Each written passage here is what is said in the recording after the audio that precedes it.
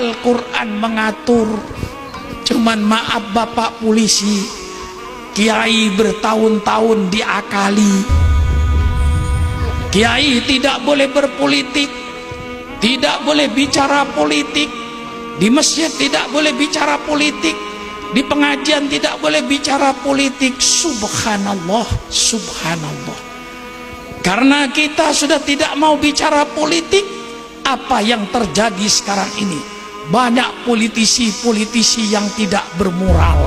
Maka saya minta mulai hari ini, malam ini, semua kiai dan semua ulama, mari kita bicara soal politik. Politik Al-Quran, politik sunnah Rasulullah, politik yang santun, politik yang sopan, politik yang bermoral. Jangan politik seperti sekarang ini, politik hoak, politik kebohongan.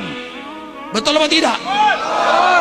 Bohong sana, bohong sini, bohong sana, bohong sini, fitnah sana, fitnah sini, menjatuhkan sana, menjatuhkan sini. Justru ini sekarang yang dibicarakan, politik setan, politik iblis.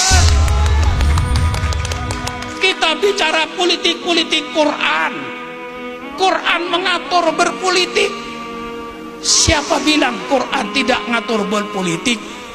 Dulu kiai yang melarang ulama berpolitik itu Belanda.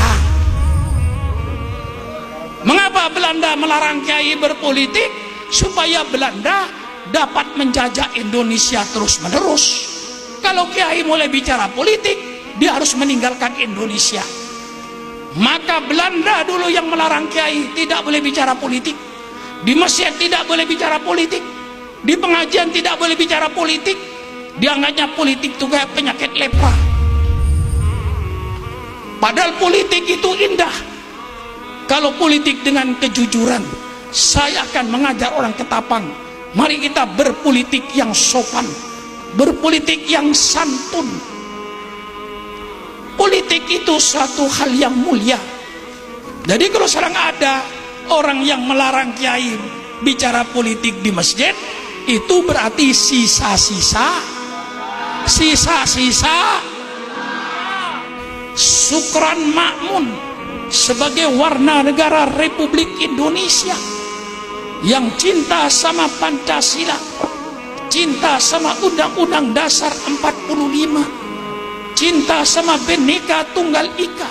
Sukran Makmun sebagai warga negara Republik Indonesia, saya ingin menyumbangkan pikiran terbaik saya kepada bangsa saya dan negara saya.